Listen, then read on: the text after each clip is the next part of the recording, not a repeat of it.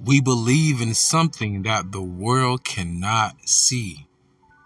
I want to give all the honor, glory, and praises unto Yahawah, Bahasham, Yahawashai, Bahasham, RAWACHAA, QADASH. Double honors to my elders at Great Millstone who taught me this truth through the Spirit. Singing honors to the elect. Peace and blessings be to all the sincere men, women, and children that do consist of the 1/3, and to the confusion that faces in the four corners of the earth. Shalom, shalom, shalom. We are physical beings, right? But we're also spiritual beings. And Paul even said it, no, you're not, that you started in the spirit, right? Before it was in the flesh. Matter of fact. And this wasn't even a part of the lesson that I wanted to bring out. But the scripture, the spirit just want me to bring the scripture out. Apart from the noise in the background, people. I'm at the plantation on my day off, you know. Even though it's my day off, just like in the spirit, there's really no day off. Always some work to be done. This is Galatians chapter 3, verse 3. Are ye so foolish, having begun in the spirit, are ye now made perfect in the flesh? Right? Because we all are spirits housed inside these bodies. But the spirit is like the wind. Yahawashi said that in St. John the 3rd chapter. So if the spirit is like the wind is something that you cannot see. Oh, but you best believe it's real. Imagine a very hot, humid day and you're sweating, you know, you're perspiring. And a very slight, gentle breeze grazes your skin and cools you off. You'll believe in, you know, the wind then, right? You ain't got to see it. Or how about a massive category 5 hurricane or F5 tornado? Would you believe in wind then? So that's how the spirit is. Do you have to see it to believe it? I don't have to see no hurricane or tornado to believe that the spirit is real or the wind is there, right? So in this ministry that we're in, right, and the faith that we have, remember what faith is, y'all. Oh man, the spirit just want me to bring out precepts I ain't even have ready, because the spirit just want me to go there. See, and the spirit's like the wind. There's no compass for the wind. It just comes and goes. Call lawyer like YAHAWAH, YAHAWASHI, QADASH. So this is Hebrews chapter 11, verse 1. Now faith is the substance of things hoped for, the evidence of things not seen. And what are we hoping for? We're hoping for a new heaven and new earth wherein dwelleth righteousness, right? We believe the Lord's going to come back and redeem us and save us. Remember, if the days be not shortened for the elect's sake, then no flesh should be saved. And at the rate that these heathens are going right now, we all will be obliterated. We just take off the face of the earth. So anyhow, this is St. John chapter 20, verse 26 through 29. This is going to be an example of doubt in Thomas, because Yahawashi appeared to the disciples twice after he was resurrected again, right? Verse 26, and after 8 days, again his disciples were within, and Thomas with them. Then came Yahawashi, the doors being shut. Let me pause right there. Why did they have to mention the doors were shut when he entered? That means that he did something known as dematerialize or rematerialize. Or for those of you who watch Dragon Ball Z, it's called instant transmission. Or if you know anything about X-Men, think about Nightcrawler, how he can disappear and reappear. That's what Yahawashi did. And stood in the midst and said, peace be unto you. Shalom. Then saith he to Thomas, reach hither thy finger, and behold my hands, and reach hither thy hand, and thrust it into my side, and be not faithless, but believing. Why did he say that? Because if you read precepts, the verses ahead, ahead or above it, the disciples told him that, yo, we seen Yahawashi. He was like, at least I see the hand, the hole in his hand or the hole in his side. I can't believe it. That's why Yahawashi said that, right? So in other words, he didn't believe it because he didn't see it, right? Verse 28, and Thomas answered and said unto him, my Lord and my God. Yahawashi saith unto him, Thomas, because thou hast seen me, thou hast believed. Blessed are they that have not seen and yet have believed. So y'all, we are blessed right now. It's a blessing to have this knowledge, wisdom, and understanding. Because we have a sure advantage of salvation. Notice I said sure advantage of salvation. Because he that endureth unto the end shall be saved. And don't be concerned with how many views you get and how many likes you get. Because the number one view and like that you want to be in favor of is of YAHAWASHI. Remember, that faithful servant that shall be found so doing when his master come back. In other words, when YAHAWASHI come back, you want to be found doing the work. That don't mean you're going to be out there preaching and uploading videos. I mean, and we're going to be in Jacob's trouble. But what it mean by doing the work? By keeping the faith, by enduring into the end. Right? So a prime example of what we truly believe in, we believe the angels. Right? Hearken into this. This is an excerpt out of 2 Kings, the 6th chapter, verse 15 through 18, about Elisha, who was Elijah's protege. And Elisha got a double portion of Elijah, meaning that he had spiritual powers, right? But Elisha had a servant that feared the host of the army that was coming to get them, so to say, right? Or besiege the city they were in. So listen to this. 2 Kings 6 and 15. And when the servant of the man of God was risen early and gone forth, behold, an host compassed the city both with horses and chariots. And his servant said unto him, Alas, my master, how shall we do? He was like, man, we outnumbered. What are we going to do? And he answered, Fear not. Elisha said this to him, y'all. For they that be with us are more than they that be with them. And I bet Elisha was like, not Elisha, his servant was like, what do you mean? Look at this great army. That's no different than when the scripture says the enemy shall come in like a flood, but the Lord will lift up a standard against them. They're gonna be coming in like madmen, forgive me, indigestion. They're gonna be coming in like madmen. But the Lord's gonna be with his faithful servants. Notice faithful servants. Right? Verse 17, and Elisha prayed and said, Yahweh, I pray thee, open his eyes that he may see. And Yahweh opened the eyes of the young man. Now, he wasn't blind, but it's talking about his third eye. I speak as a man when I say this, though, right? And he saw, and behold, the mountain was full of horses and chariots of fire round about. Chariot of fire would be what the word English called a UFO, but we call them to be the vessels of the angels. When Elijah was walking with Elisha, Elisha said, give me a double portion of you before you leave. And Elijah was like, this is a very tough task that you asked me. But if I am taken when I am with you, then so be it. And they were walking, and he was beamed up. He was taken up, translated like Enoch.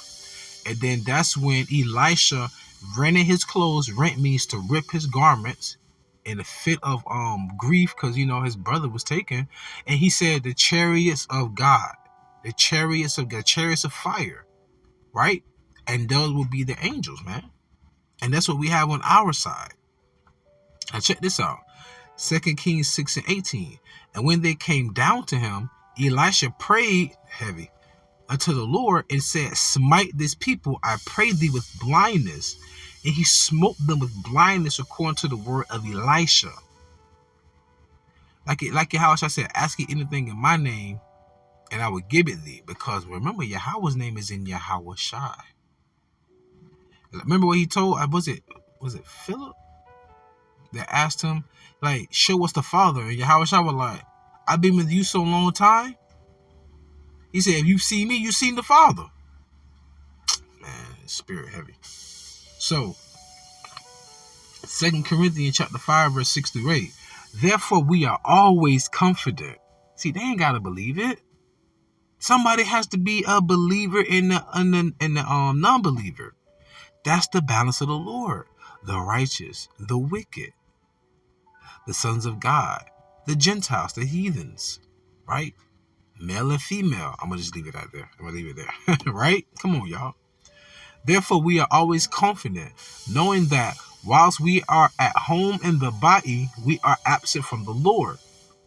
Because the God is a spirit. The Heavenly Father is a spirit now. We're going to get to that. For we walk by faith, not by sight. Let that sink in. We walk by faith, not by sight. And Jake over here hungry. All right? But man shall not live by bread alone, but also by every word of the Lord. Anyhow, 2 Corinthians 5:8, we are confident, I say, and willing rather to be absent from the body and to be present with the Lord. But the point of the matter was we walk by faith and not by sight. Because faith is something that we are hoping for to come. Look at the society right now. It's just massive violence, massive death. People just ill, terrible diets, immorality. The moral compass is at an all-time low. There's gender wars, the far right, far left, America losing all its allies. People are dropping the dollar. You know, Jake is waxing worse and worse. It's like at this point, if you don't know the truth, you really thinking like, man, are we in the last days? Are we in the end of the world? But you had to see all this happening to believe that. That's why I give double honors to the elders of Great Millstone. When everything was fine and dandy in America, like the 90s was really like that last era when everything was cool. After 9/11, it was just downhill from there, but everything was still copacetic, right? And then came the housing crisis in 2008, but the elders were being ridiculed, defamed, all of that. All of the brothers, all across America, you know, we used to be out there not trying to fight, but trying to defend ourselves from preaching what we believe in. Now you seldomly, if not rarely, see or hear people coming up wanting to argue with you, but now they want to try to debate because they want to debunk it because they don't want to believe what we're saying is true. But you have to start seeing signs to believe it. Well, we believe in the beginning. All right? John chapter 4, verse 23. But the hour cometh, meaning time, and now is when the true worshippers shall worship the Father in spirit and in truth, for the Father seeketh such to worship him. You can't see the spirit, right? It's like the wind. But that's what we trust in. And the spirit is these words. Verse 24. God is a spirit, Yahawah is a spirit, and they that worship him must worship him in spirit and in truth. Hence, we believe in something that the world cannot see. Let that sink in. John 6:63. It is the spirit that quickeneth, meaning that gives life. The flesh profiteth nothing. The words that I speak unto you, they are spirit and they are life. So what keeps you from death? The knowledge, wisdom, and understanding of the scriptures. Why? Because wisdom is immortality. I perceive that to be in Wisdom of Solomon, the first chapter, or Sirach. I always get them too confused when it comes to that precept. But yes, wisdom is immortality. That's why wisdom is the principal thing. With all thy getting, get understanding. Like I say, if you know better, do better. If not, why should I care? Why should I care? You knew the stove was hot. Why you touched it? Now you burn. Wisdom is the application of knowledge. And once you apply the knowledge, you become wiser and you get a better understanding on why the Lord would say, thou shalt not, or thou shalt. Did we need it? Did we need Esau to give us research on why we shouldn't eat swine or shellfish? But I guess you had to find out why. Now you're sick, right? Even the purification laws when a woman gives birth. It's the reason why the Lord had us do certain acts like circumcision for the man, and it'd be 8 days you circumcise the child. And I think if the woman gives birth to a daughter, she would have to be outside the camp for what, I think 14 days or something longer. It's a reason why we do it. And if it's thus saith the Lord, I ain't going against it.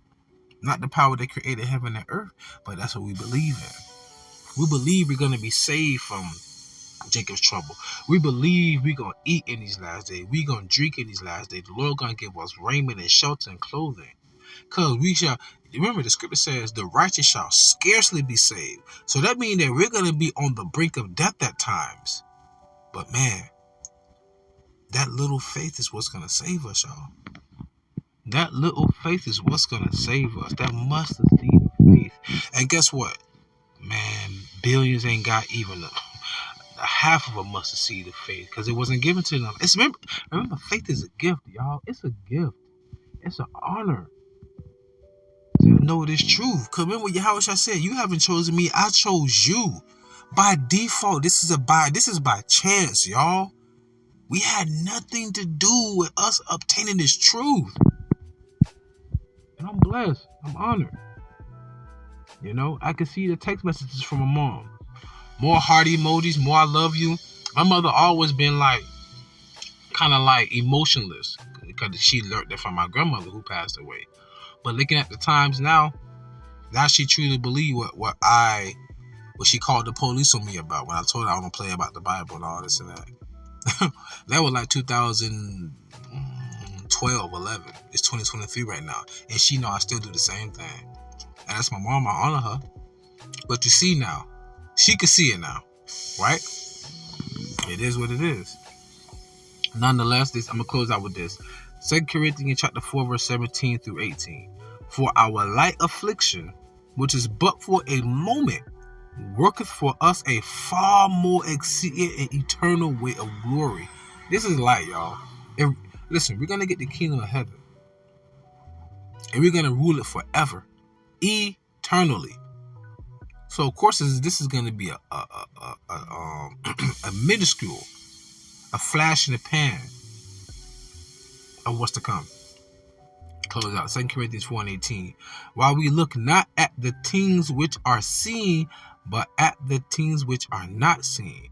For the things which are seen are temporal, but the things which are not seen are eternal. So what we can't see, the spirit, the wind, our salvation, that's going to lead to something that's going to be eternal.